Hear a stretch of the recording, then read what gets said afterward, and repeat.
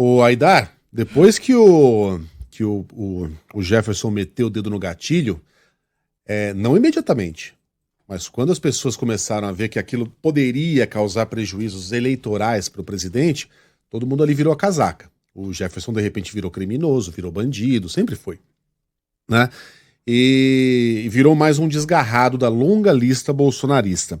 Porque até então, o que as pessoas diziam era, olha, não concordo com a atitude do ex-deputado, mas esse inquérito é ilegal, essa prisão é ilegal, o Jefferson está sendo perseguido por crime de opinião.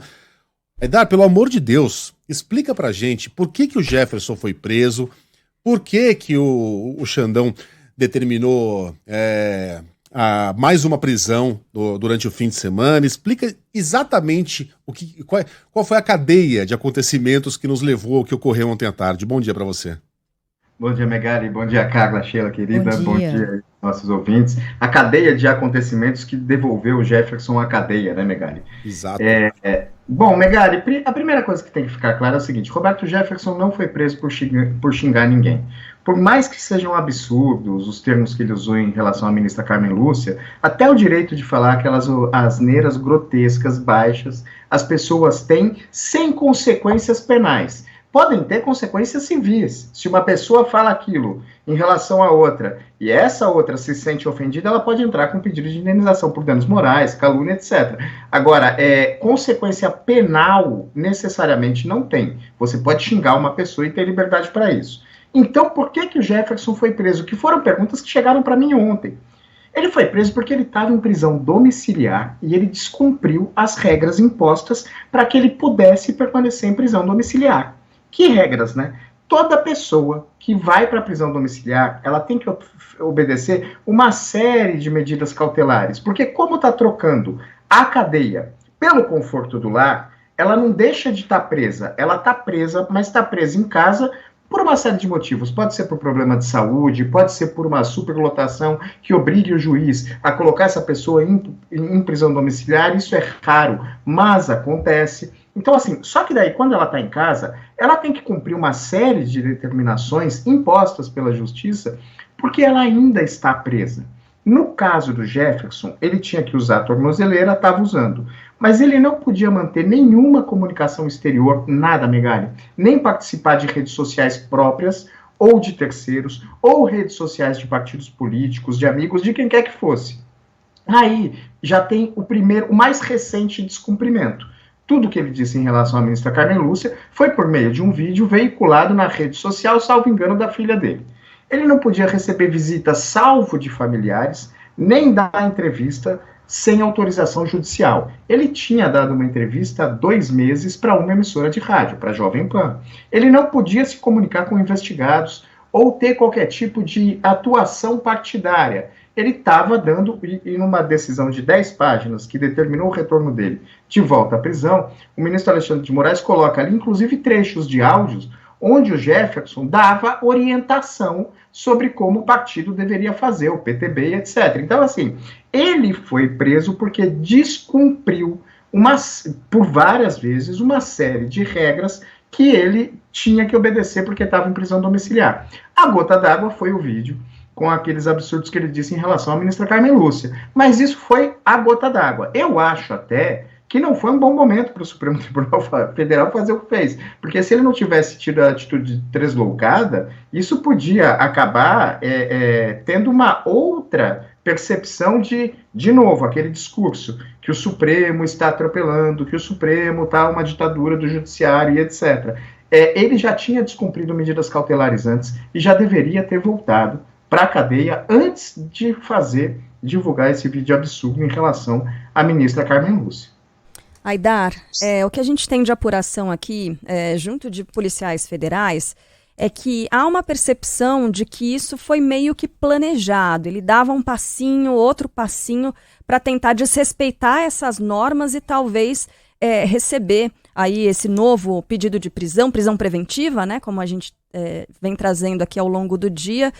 E aí também uma tentativa de provocar algum tipo de ação por parte dos agentes, né, dos policiais federais. Será que, como você está dizendo, né, o momento é bem complicado para que a justiça determine essa prisão novamente. Será que não se demorou demais para isso acontecer? Isso foi levado até o limite? Eu acho que sim, Carla, e eu acho que o Supremo começou a fazer cálculos por conta desse discurso de ataque às instituições do judiciário, que vem, de fato, de apoiadores do presidente da República, um ataque muito virulento, e aí ele foi tolerando coisas que não deveria ter tolerado. O Roberto Jefferson foi preso preventivamente em agosto do ano passado, a gente conversou aqui sobre a prisão. Na época a gente apanhou bastante, eu, Megali, as meninas, vocês duas, poxa. Porque a gente disse que aquilo não era um crime de opinião, que há uma diferença entre uma pessoa posar com 2 armas e dizendo ou decidem assim assado ou vamos ver, e você xingar ministros do Supremo. Ele foi preso, isso é crime de ameaça, isso demanda prisão, quando você tem uma ameaça tão clara assim. Ele foi preso em janeiro, isso em agosto de 2021. Em janeiro, o ministro Alexandre de Moraes concedeu a ele, deu direito da prisão domiciliar com essa série de cautelares.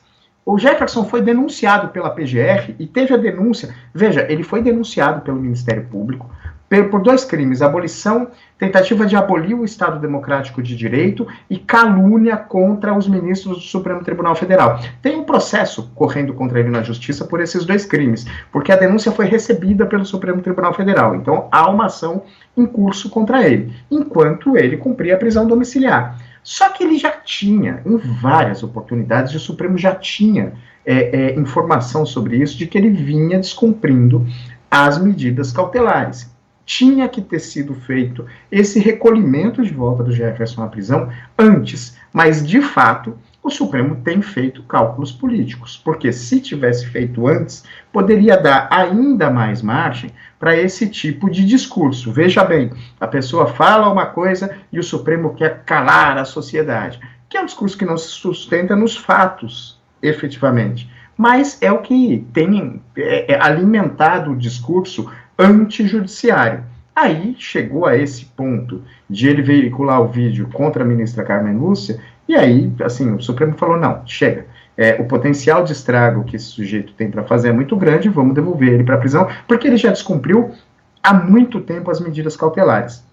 E aí acabou determinando o retorno. Mas eu acho, sim, que o Supremo tem que fazer menos cálculo político em alguns casos, e sim, ele já tinha descumprido há muito tempo as cautelares, então ele já podia ter sido preso novamente muito antes de chegar a esse ponto que ele chegou com o vídeo em relação à ministra Carmen Lúcia. Aidar, deixa eu aproveitar aqui a sua presença, porque tem uma dúvida de ouvintes e eu acho legal que a gente possa esclarecer. O Silvio Porto mais cedo escreveu, Roberto Jefferson já estava preso, só que em prisão domiciliar. Acho estranho falar em prisão preventiva agora para quem já estava preso, embora em casa, né? E aí o João Francisco também escreveu, ele é de Florianópolis, prenderam um cara preso, isso não vira um looping, já que a casa dele é a própria cadeia? Ele diz, não é sarcasmo não, é uma dúvida mesmo. Então são 2 dúvidas bem parecidas aqui. Você vê, né, Sheila? Teria que ser... são prisões. Ele estava preso domiciliar, mas para ficar preso domiciliar, ele tem que respeitar essa série de medidas que foram impostas pela Justiça. Se ele desrespeita, ele volta para o status de prisão preventiva, que é aquela prisão onde a pessoa ainda não foi condenada e ela fica presa. Por quê? Tem uma série de atributos para isso, né, de exigências para decretar a prisão preventiva de uma pessoa. Uma delas é a quebra da ordem pública, ou se ele tem o potencial de interferir ou atrapalhar as investigações contra ele. Se a gente for fazer um gabarito, eu acho que o Roberto Jefferson preenche tudo. Só que, por conta de uma questão quase humanitária e de saúde, o ministro Alexandre de Moraes tinha permitido que ele cumprisse prisão domiciliar. Só que tem essas condições. E se você não respeita essas condições, você volta para a cadeia no xilindró. Essa é a diferença. Ele estava preso, sim, só mudou o status da prisão dele. Era uma prisão em casa, voltou a ser uma prisão na cadeia. Por quê? Porque ele não respeitou as medidas cautelares que ele tinha que respeitar para poder permanecer com essa prisão em casa e não na cadeia. Tá. Conseguiu explicar? Conseguiu, acho que sim, conseguiu muito bem. O que eu quero saber de agora em diante. Tá na cara que o Roberto Jefferson é um desequilibrado, que não vai respeitar nenhuma decisão da justiça, nenhuma determinação. E é para isso que prisão preventiva serve, para garantir, inclusive, a segurança da sociedade.